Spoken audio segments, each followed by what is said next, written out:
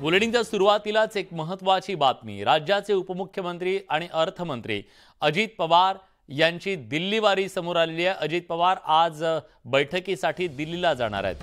अर्थ विभागाच्या बैठकीसाठी अजित पवार हे दिल्लीला जाणार असल्याचं कळतंय। राज्याचं अर्थ खातं हे सध्या अजित पवार यांच्याकडे आहे आणि त्यामुळे अर्थमंत्री म्हणून राज्यातल्या काही अर्थविषयक बैठकांसाठी केंद्र सरकारच्या सोबत चर्चा करण्यासाठी अजित पवार हे दिल्लीला जाणार आहेत। दिल्लीत गेल्यानंतर अजित पवार नेमक्या आणखी कुणाच्या भेटी घेतात हे पाहणं महत्त्वाचं आहे। पण त्याचबरोबर राज्याच्या विकासासाठी अर्थ खात्याला जो निधी केंद्र सरकारकडून हवा असतो, त्याचबरोबर ज्या विविध योजना राबवल्या जातात त्या योजनांसाठी जो निधी केंद्र सरकारकडून येतो किंवा मग राज्याच्या हक्काचे जीएसटीचे पैसे असतील, असे अनेक अर्थविषयक जे मुद्दे आहेत ते मुद्दे दिल्लीतून सोडवले जातात आणि त्यासाठी अजित पवार हे दिल्लीला जात आहेत असं कळतंय। उदय जाधव आपले प्रतिनिधी आपल्यासोबत आहेत। उदय, अजितदादांच्या दिल्ली वारीचा अजेंडा काय?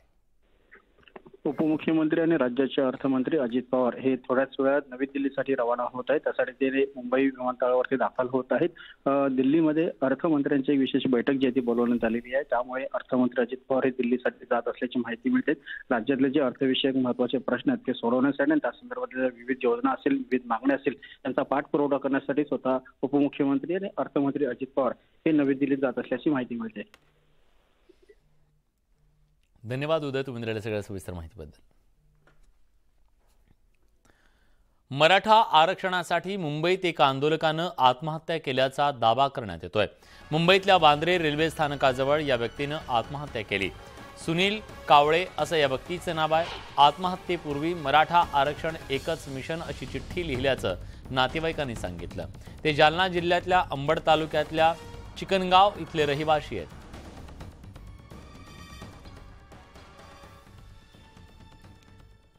जालन्यातील अंबड तालुक्यातल्या चिकणगावच्या सुनील कावळे यांनी मराठा आरक्षणाच्या मागणीसाठी मुंबईत आत्महत्या केली आहे। त्यांच्या आत्महत्येची बातमी गावात धडकताच गावात अस्वस्थता पसरली आहे। मराठा आरक्षणासाठी गावात झालेली ही दुसरी आत्महत्येची घटना आहे। सुनील कावळे यांच्या आत्महत्येनं गावकऱ्यांना आणखी धक्का बसलाय।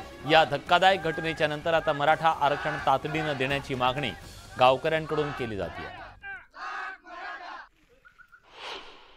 मराठा समाजाचे किंवा हिंदू धर्माचे कुठलंही कार्य असो ते सतत कार्यरत असायचे। गावामध्ये पण आले तर कंटिन्यू लोकांना सांगायचे की बाबा तुम्ही समाजासाठी आता जे आंदोलन झालं अंतरवाली सराटी, इथं सुद्धा त्यांनी गावामध्ये आल्यानंतर सांगितलं होतं की बाबा तुम्ही सगळेजण गावातले महिला वगैरे सगळे तुम्ही या तिथे। आमच्या गावाची दुसरी घटना आहे, हे खूप आम्हाला आश्चर्य वाटू राहिलं। सरकारने याची तातडीने दखल घ्यावी। मराठा आंदोलक सुनील कावळे यांनी केलेल्या आत्महत्येप्रकरणी मनोज जरांगे पाटील यांनी प्रतिक्रिया दिली आहे। यावेळी बोलताना त्यांनी सरकारवर टीका केली। आमचा माणूस गेला तो डबल येणार नाही आता आम्हाला। हे सगळं सरकारचं पाप, ही सगळी जबाबदारी सरकारने आता तातडीनं आरक्षण द्या। 24 तारीख आता उजळ देऊ नका। आमच्या त्या भावाचं अधुरं स्वप्न मराठा आरक्षणाचं ते पूर्ण करा, पण आम्ही मराठी ते बलिदान वाया जाऊ देणार। जालन्यातले आंदोलक सुनील कावळे यांनी मुंबईच्या वांद्रे भागात आत्महत्या केली। मराठा आरक्षण याचिकाकर्ते विनोद पाटील यांनी सुनील कावळेंच्या कुटुंबियांची भेट घेत त्यांचं सांत्वन केलं। कावळे यांच्या आत्महत्येनंतर विनोद पाटील यांनी मराठा आंदोलकांना कळकळीचं आवाहन केलंय। खचून जाऊ नका, लढाई अर्ध्यावर टाकून तर जाऊच नका, असं आवाहन विनोद पाटलांनी केलंय। तरुणांनो, ही लढाई आपण रस्त्यावरची लढतोय, न्यायालयाची लढाई लढतोय, परंतु आत्महत्या पर्याय होऊ शकतो का? कदापि होऊ शकत नाही। छत्रपती शिवाजी महाराजांचा वारसा आपला आहे आणि आत्महत्या पर्याय होऊ शकत नाही। देशाच्या स्वराज्यासाठी, देशासाठी आपण लोकांचे प्राण घेतले, स्वतःचा प्राण देण्याची आपल्याला गरज नाही। तरुण आत्महत्या का करतो? कुठलाही करता व्यक्ती स्वतःचा संसार बाजूला टाकून आत्महत्याचा निर्णय का घेतो याच्यावर देखील याचा चर्चा होणं गरजेचं आहे। एक समाजामध्ये भावना निर्माण झालेली आहे की आता कोणालाही काहीच मिळू शकत नाही। त्यामुळे जर कोणाला काही मिळू शकत नसेल तर आता आत्महत्या केल्याशिवाय आमच्यासमोर पर्याय नाही. ही जी धारणा आहे ही धारणा थांबवण्याची जबाबदारी राज्य सरकारची आहे. या आत्महत्येला 3 लोक जबाबदार आहेत. एक, सध्याची आमची परिस्थिती जी खालवलेली आहे, नैराश्याचं वातावरण आहे. दुसरं याला जबाबदार आहे राज्य सरकार, जे फक्त एखादं आंदोलन झालं, रस्त्यावरची लढाई सुरू झाली, न्यायालयीन लढाई सुरू झाली तर पुढे येऊन स्टेटमेंट करतं की आम्ही लवकरात लवकर न्याय देऊ. सरकारने सगळ्या गोष्टी बाजूला टाकून आजच्या आज सणाचा विलंब न करता एक ठोस कार्यक्रम जाहीर करावा. आणि तिसऱ्या आत्महत्येला जबाबदार माझ्या सगट समाजातील प्रमुख कार्यकर्ते आहेत. मी जबाबदारीने सांगतो, कारण ही आमची देखील जबाबदारी आहे. मनोज जरांगे पाटील यांनी नवी मुंबईतल्या मराठा समाजाच्या कार्यकर्त्यांची भेट घेतली. सरकारला 24 ऑक्टोबरपर्यंत वेळ देण्यात आला असून 22 ऑक्टोबरला पुढची दिशा स्पष्ट करणार असल्याचं त्यांनी सांगितलं.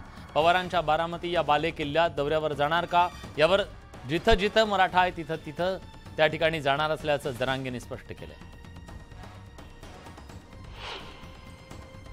आरक्षण नाही मिळालं तर भूमिका काय असेल? भूमिका ते 22ला डिक्लेअर करतो.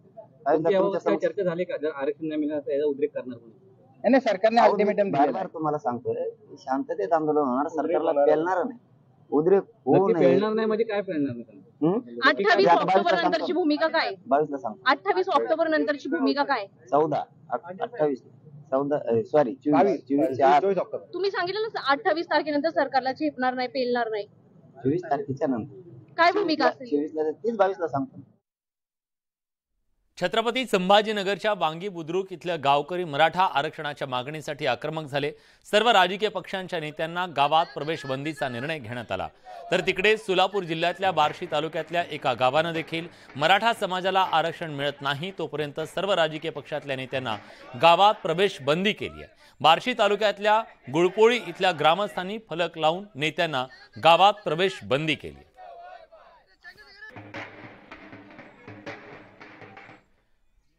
पंतप्रधान नरेंद्र मोदी अहमदनगरच्या दौऱ्यावर येतात. या कार्यक्रमासाठी नियोजित बैठक अहमदनगरमधल्या कोहिनूर मंगल कार्यालयात पार पडली. या बैठकीत बोलताना राम शिंदेंनी एक खंत व्यक्त केली आहे. आतापर्यंत देशातील आणि राज्यातले मोठमोठे नेते आले, त्यांचे कार्यक्रम घेण्यात आले, मात्र हे सगळे नगरच्या उत्तर भागात जिंकले, दक्षिणेत एकही कार्यक्रम घेतला गेला नाही, अशी खंत आमदार राम शिंदेंनी व्यक्त केली. यावर मंत्री विखे पाटलांनी प्रतिक्रिया दिली आहे. आमच्यात कुठलेही मतभेद नाहीत, माध्यमांनी मतभेद करू नयेत. सर्व कार्यक्रम उत्तरेत घेण्यात आले, कारण या ठिकाणी साई मंदिर असल्यानं हे कार्यक्रम उत्तर दक्षिणेमध्ये घेण्यात आलेले आहेत. 5 राज्यातल्या निवडणुका झाल्यानंतर पंतप्रधान मोदींना पुन्हा एकदा अहमदनगरमध्ये आणून त्यांचा कार्यक्रम दक्षिणेत घेऊ असं आश्वासन विखे पाटलांनी दिलं. विरोधी पक्ष असताना अमित भाई शहांचा दौरा झाला, सहकार परिषदेच्या माध्यमातून महसूल परिषद झाली, मुख्यमंत्री उपमुख्यमंत्री उत्तरेतच आले, पशुधन एक्सपो झाला त्यावेळेस तो देखील उत्तरेतच झाला, ओम बिर्ला साहेब आले तो देखील उत्तरेतच झाला, समृद्धी महामार्गाचं उद्घाटन ते बी उत्तरेतच झालं, देशाच्या राष्ट्रपती आल्या त्या देखील उत्तरेतच आल्या, आणि म्हणून शासन आपल्या दारी मुख्यमंत्री देखील उत्तरेतच आले, आणि आता पंतप्रधान देखील उत्तरेतच येत आहेत. जिल्ह्याचाच एक भाग आहे. बरेच कार्यक्रम साईबाबांच्यामुळे त्यांच्या आशीर्वादानं उत्तरेत झाले.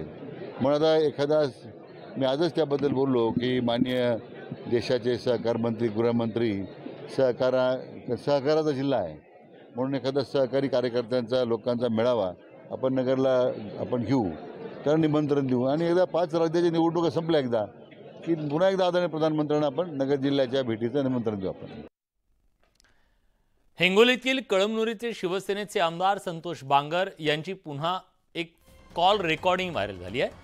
ऑडिओ क्लिपमध्ये आमदार बांगर पीक विमा कंपनीच्या अधिकाऱ्याला दम देत असल्याचं समोर आलंय. शेतकऱ्यांना योग्य न्याय द्या, नसता तुमचं वाईट नाही, अशी ऑडिओ क्लिप सध्या व्हायरल होतीये.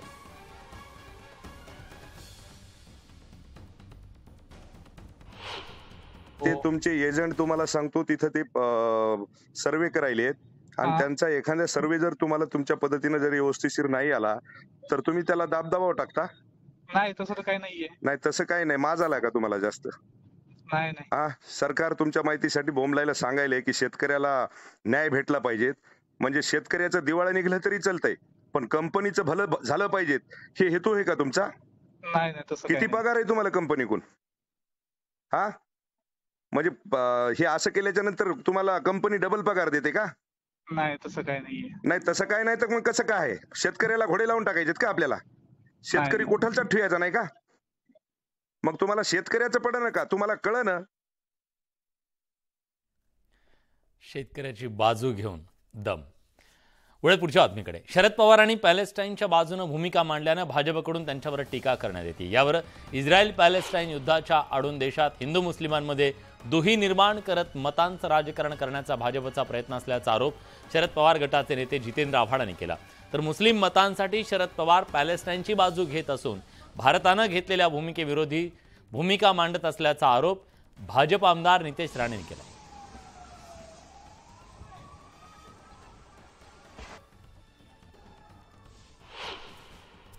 10 वर्षापूर्वी हा हेमंत कुमार बिस्वास हा काँग्रेसमध्ये होता. यांनी सगळ्यांनी अटल बिहारींचा निषेध करावा ना. आम्ही अटल बिहारींना मानत नाही, त्यांनी चुकीची भाषणं केली, त्यांना काय अक्कल नव्हती असं म्हणावं ना. आता फक्त लोकसभेमध्ये दिसू लागलेला पराभव आणि पॅलेस्टाईनच्या माध्यमातून मुसलमानांवरती हल्ला करण्याची मिळालेली संधी एवढाच या सगळ्या गोष्टींमधला भाग आहे. ज्या पवार साहेबांनी 93च्या दंगलीच्या काळात किंवा जे बॉम्बलास्ट झाले तेव्हा त्यांना मुख्यमंत्री म्हणून पाठवलं आणि दहशतवादी काय करू शकतात, किती लोकांचं आयुष्य घेऊ शकतात हे खुल्या डोळ्याने त्यांनी पाहिलंय, अनुभवलेलं आहे. आणि तरीही फक्त मतांच्या राजकारणासाठी आमच्या पंतप्रधान मोदीजींवर ते काल टीका करत होते. राज्य मंत्रिमंडळाची बैठक संपन्न झाली. या बैठकीत अनेक महत्त्वाचे निर्णय घेण्यात आलेत.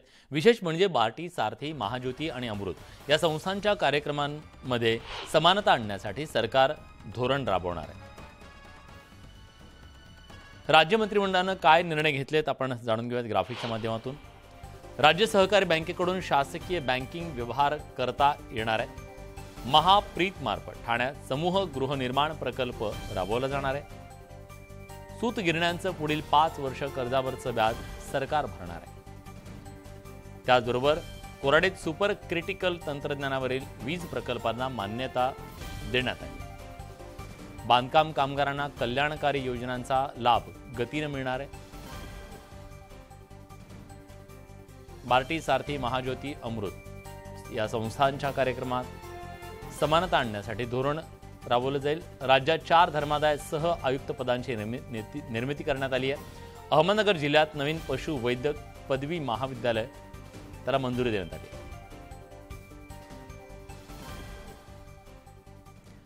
बीडमध्ये नशेच्या गोळ्या तसंच खोकल्याचं औषध घेऊन नशा करणाऱ्या किशोरवयीन तरुणांची संख्या वाढत चालली आहे.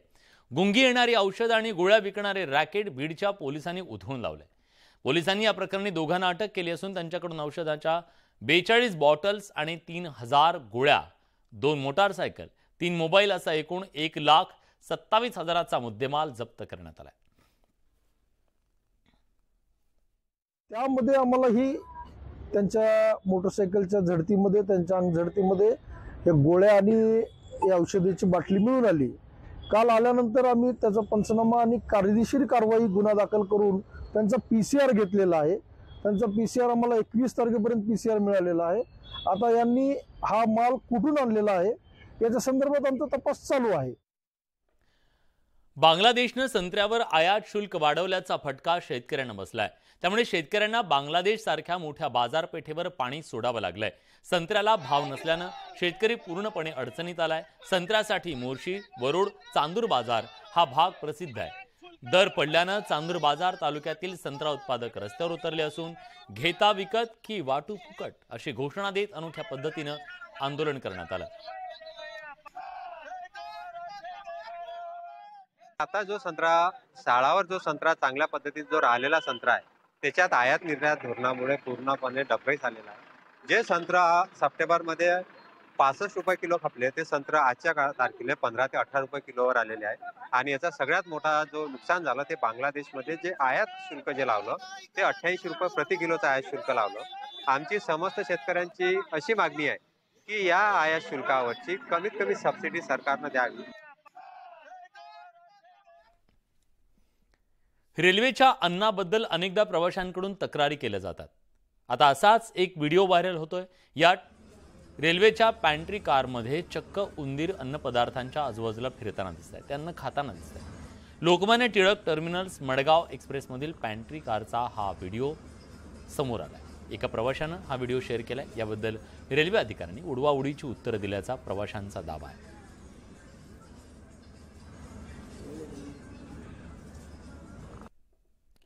साताऱ्यातल्या जिल्हा परिषद मैदानावर कृषी प्रदर्शन भरवण्यात आले.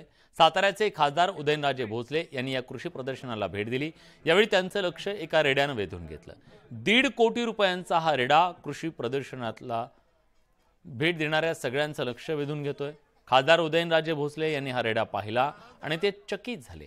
1.5 कोटीच्या रेड्यासोबत फोटो सेशन करण्याचा मोह खासदार उदयनराजे भोसलेंना आवरता आला नाही. त्यांनी या रेड्यासोबत स्वतः फोटो सेशन केलं.